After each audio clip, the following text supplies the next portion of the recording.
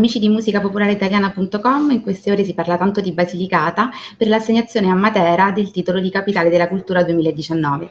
Restiamo in questa regione per parlarvi di un grande evento che andrà in scena il prossimo 25 ottobre.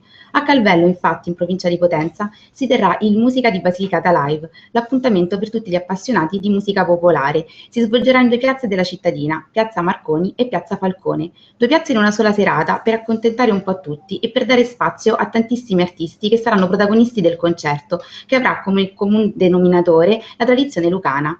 Tra i nomi delle varie band ricordiamo i Cantieri, gli Amari Mai, l'Umberto Vigiano Trio, Mamma Cannibale, il duo Chitarra Lucana e l'Etnos Trio di Graziano Accinni, nota ai più per le storiche collaborazioni con artisti del calibro di Mina, Lucio Dalla, Mango e tanti altri. L'appuntamento è dunque a Calvello il prossimo 25 ottobre. Quello con noi invece è tutti i giorni su musicapopolareitaliana.com.